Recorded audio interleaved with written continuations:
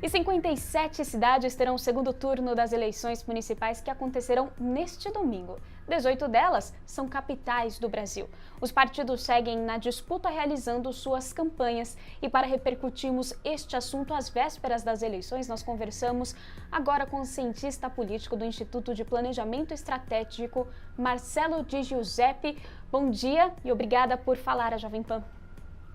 Bom dia, Lívia. Bom dia a todos os ouvintes e telespectadores da Jovem Pan News. Bom, Marcelo, como eu disse há pouco, 57 cidades terão um segundo turno neste domingo, entre elas capitais como São Paulo, Rio de Janeiro, Porto Alegre, Recife e Aracaju. Quais são as expectativas para essa reta final e as particularidades, por exemplo, dessas capitais que eu citei? No Rio de Janeiro, podemos ver uma vantagem mais folgada entre os dois candidatos, enquanto em Recife está bastante apertado, né? O que acontece é que a gente já começa a perceber, Lívia, infelizmente, essas pesquisas que estão sendo realizadas, elas não conseguem detectar principalmente a abstenção.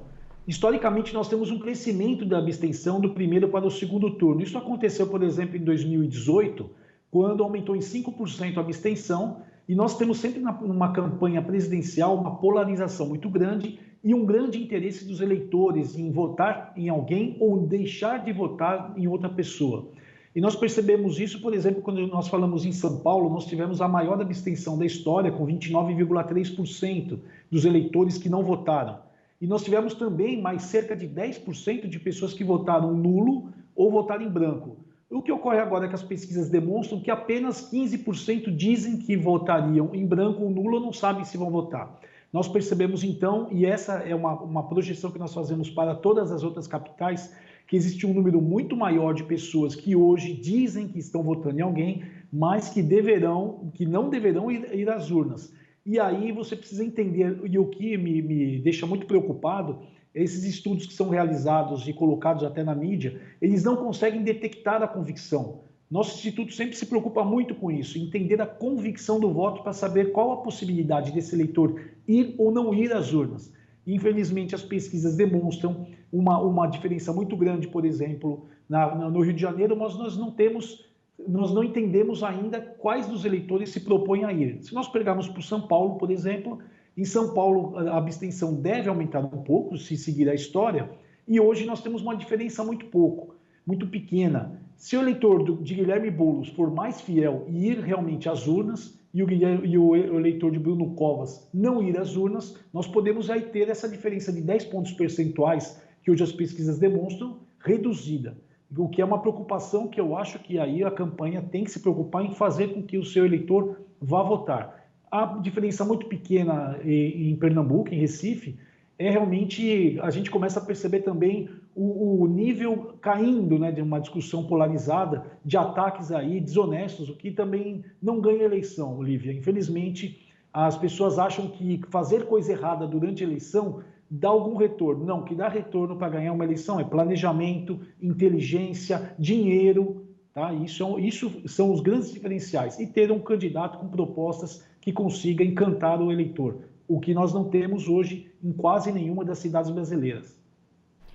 Marcelo, o senhor falou bem do Nordeste do Brasil, também do Rio de Janeiro. Vamos focar agora em São Paulo. Uma pesquisa divulgada pela XP e PESP na quarta-feira mostrou Bruno Covas tecnicamente empatado com Guilherme Boulos neste segundo turno das eleições municipais. O tucano disse que pesquisas não substituem eleição. No caso de São Paulo, onde temos o crescimento de Guilherme Boulos, o resultado pode surpreender ou as pesquisas estão indicando de fato uma realidade? O tucano já demonstrou ali uma certa preocupação. Eu preciso esclarecer isso para o nosso telespectador em 2 pontos. O primeiro ponto, pesquisa não é uma bola de cristal, ela não existe para tentar adivinhar o resultado das urnas, não, nada disso. Ela se assemelha muito com aquele aplicativo que te diz o melhor caminho para chegar no seu destino e despretensiosamente coloca ali o horário, que se der tudo certo, se não acontecer nenhuma intercorrência no caminho, se você não decidir tomar nenhuma outra decisão no caminho, parar, por exemplo, você poderá chegar naquele horário. Então, as pesquisas são exatamente isso. Não adianta querer ter um desvirtuamento. Bruno Covas está certo nesse ponto. O outro detalhe é que o voto estimulado, que é o que sempre a gente vê se falando muito na mídia, é o que os candidatos acabam falando sobre isso, estou na frente ou não estou na frente, como funciona esse voto? É dado um disco na mão do eleitor e diz em qual desses candidatos você votaria se a eleição fosse hoje. Então percebe que nós temos o primeiro ponto, a eleição não é hoje. O segundo ponto, ele é obrigado ali a ter a opção ou hoje Bruno Covas, ou hoje Boulos, ou não sabe, ou fala, não, vou votar em branco. O que acontece que aí você tem que entender a questão de potencial de voto. Qual que é a diferença do estudo de potencial do voto estimulado? Todos os eleitores que respondem a uma pesquisa são indagados qual seria a possibilidade de vir a votar nesse candidato. Você votaria com certeza ou poderia votar em Bruno Covas? Aí o eleitor diz, não, eu não votaria de jeito nenhum. Quando nós analisamos pelo potencial de voto, de votos hoje, o Bruno Covas tem mais potencial de votos que o Guilherme Boulos, em torno de 10 pontos percentuais. O problema, volta a dizer, quem desses eleitores que disse na pesquisa que vota em Bruno Covas ou que vota em Guilherme Boulos estará motivado a ir às urnas? Se nós pegarmos os outros candidatos, os outros 11 candidatos que participaram, esses candidatos, não adianta existir uma transferência natural. O candidato do Arthur, mamãe, falei, vota naturalmente no Bruno Covas. Ele pode simplesmente falar, não, eu não concordo com as ideias de Bruno Covas, e não se sentir motivado. Essa é uma preocupação que eu tenho muito grande, porque em uma eleição de São Paulo, que nós tínhamos 13 candidatos e cerca de 2.000 candidatos a vereadores, que são aqueles que vão buscar o eleitor em casa, que pedem o voto e aí faz com que o eleitor vá à urna votar, eles não existem mais. E também não existem mais os outros 11 candidatos. Será que realmente todos os eleitores irão votar? Essa é uma preocupação. O eleitor de Guilherme Boulos é um eleitor que me parece mais convicto que de Bruno Covas, né? O eleitor que vota em Bruno Covas hoje, na verdade, vota muito também contra Guilherme Boulos. Será que esse eleitor irá na urna? Essa é uma preocupação. A gente não adianta, infelizmente, os candidatos, desde 2012, com o nascimento das redes sociais, começaram a acreditar que as redes sociais eram a solução para tudo. O que nós percebemos primeiro no Brasil, 74% das pessoas têm acesso regular à internet, ou seja, 26% não têm acesso regular. Desses 74%, 15% diz que não tem rede social, ou tem, às vezes não sabe. Aí sobra um número de 37% que não deseja ver política nas redes sociais. Perceba, você telespectador, Lívia, que sobra um universo muito pequeno que está disposto a falar sobre política nas redes sociais. Guilherme Boulos, por exemplo, tem 1,3 milhões de seguidores no Instagram e teve 1 milhão de votos. Então, o voto está na rua, as pessoas está na rádio, está na televisão, não está apenas nas redes sociais. Elas são importantes, mas infelizmente a política colocou ela como essencial. A rede social ela afastou o eleitor do político, porque o político hoje ele evita ir à rua, fala da sua casa, do seu escritório e acha que está chegando ao eleitor, mas não chega. Marcelo, o PT tinha uma boa performance aqui na cidade de São Paulo, principalmente, era sempre aquela disputa entre o PT e o PSDB. E nas eleições deste ano nós vimos um bom desempenho do PSOL e essa fraca performance do PT. A que se deve essa mudança na esquerda? A imagem do PT foi muito prejudicada com a Lava Jato. Isso nós já viemos notando na eleição municipal de 2016 e hoje você percebe facilmente isso vendo campanhas eleitorais. Na campanha de Araraquara, por exemplo, o Edinho Silva tinha as cores azul e amarelo, né? Começaram a tentar tirar a imagem do PT. O PT saiu muito machucado, seu maior líder foi preso e tudo isso acabou abrindo um espaço. E como a política e a vida não aceita vácuos, o PSOL começou a ter um crescimento. Mas aí, Lívia, o que nós percebemos é o nascimento de uma grande frente ampla de esquerda, a união da esquerda em torno de alguns nomes importantes, e aí o grande problema é você entender qual nome seria o mais importante ou o mais considerado para 2022, aí sim cabe vários estudos quantitativos e qualitativos para a gente entender quem seria esse nome, para tentar ir contra Jair Bolsonaro em 2022. O PT vem caindo não só em votos, mas também em número de prefeituras, número de câmaras, e precisaria ter um renascimento, o que eu acho muito difícil enquanto estiver no comando as mesmas pessoas.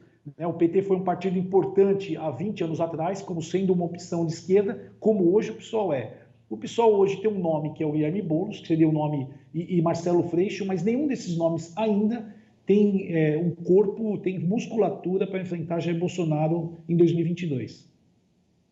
Outra coisa que nós observamos nesse primeiro turno das eleições municipais foram os candidatos apoiados pelo presidente Jair Bolsonaro, que muitos deles não tiveram sucesso para serem eleitos e nem para irem para o segundo turno, com exceção aí de alguns como o Marcelo Crivella do Republicanos. Então, Marcelo, daria para enxergar as eleições presidenciais de 2022 com o olhar de agora, com o que acontece agora? E nós vamos retomar agora a nossa conversa com o Marcelo de Giuseppe, cientista político do Instituto de Planejamento Estratégico. Marcelo, obrigado aqui por acompanhar conosco. Nós estávamos, inclusive, falando sobre o presidente Jair Bolsonaro, né? Então eu vou repetir aqui a pergunta, retomar a pergunta, quem estiver chegando agora para entender melhor.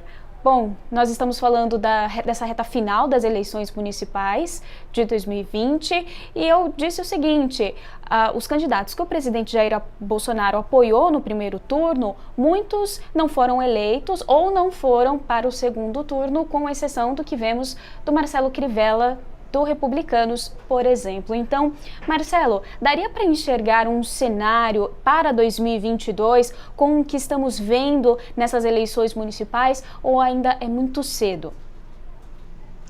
Lívia, ainda é muito cedo e nós temos aqui um detalhe importante. Existe muita ingenuidade de acreditar que o eleitor ele vota da forma como votava em 1989, 1994, 98. O eleitor ele não é mas assim tão ingênuo de aceitar a opinião de um ente político, de um artista e fale, vote nesse candidato e simplesmente ele aceitar. Existem vários fatores que fazem com que uma pessoa vote um candidato.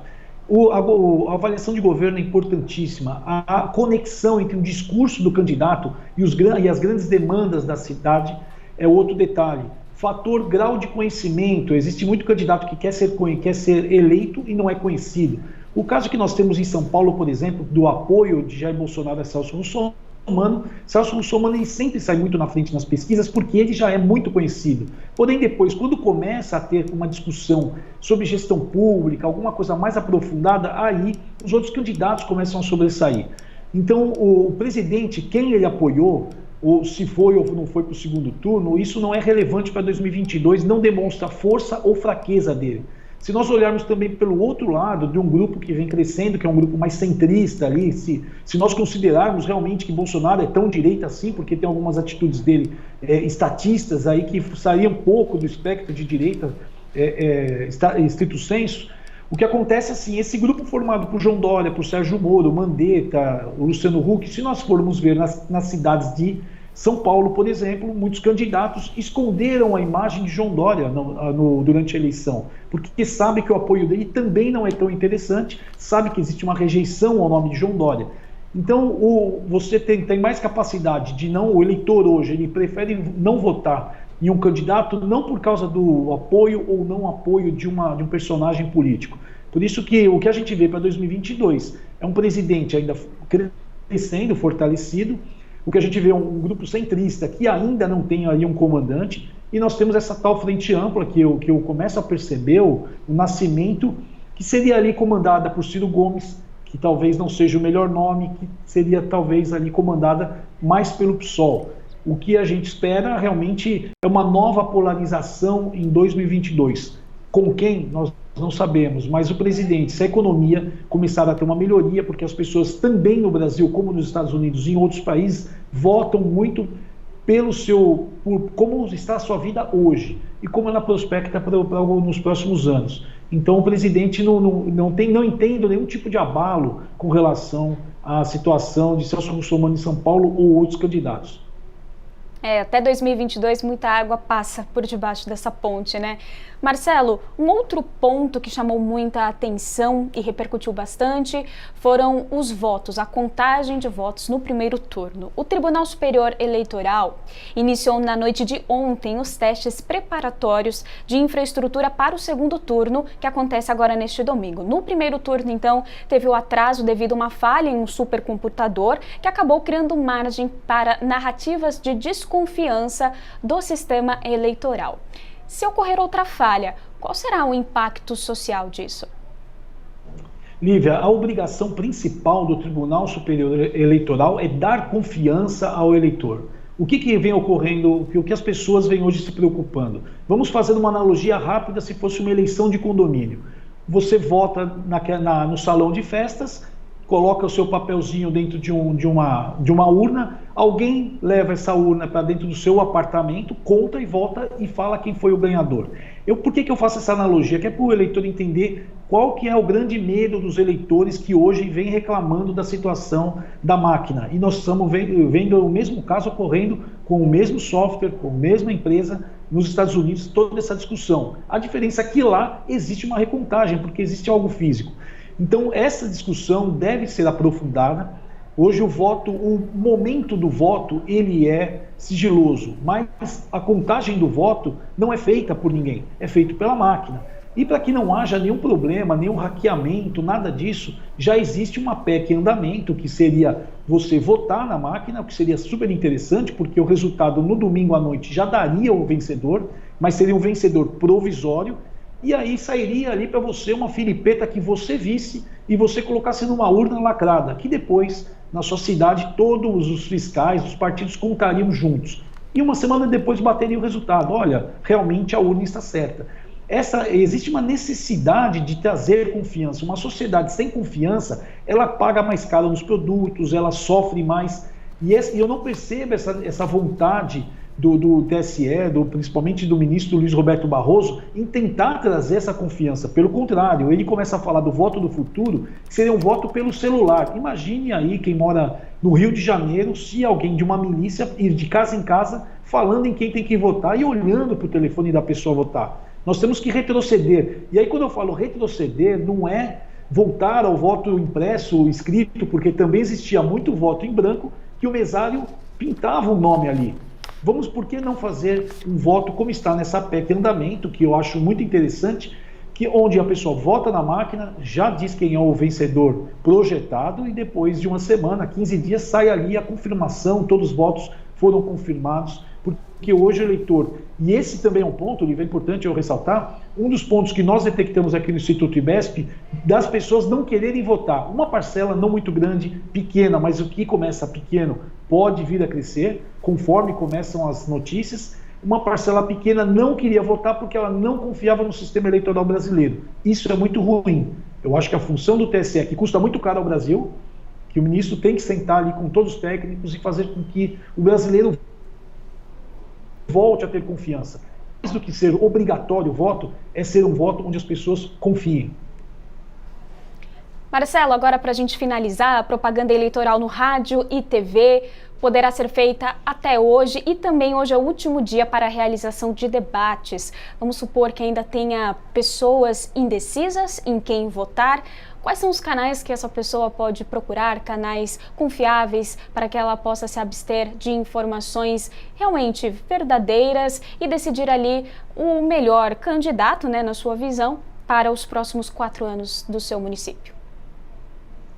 A cada dia que passa, o eleitor ele escolhe o candidato mais perto do dia da eleição. Por isso a importância de estar na rua, estar pedindo voto, estar na rádio, estar na TV. Por que eu falo rádio e TV antes das redes sociais? Porque são os meios de comunicação. Quando nós realizamos estudos de hábitos de consumo de mídia, são os meios mais confiáveis que as pessoas, onde as pessoas veem essas notícias, elas acreditam no jornal impresso e um portal de notícia conhecido.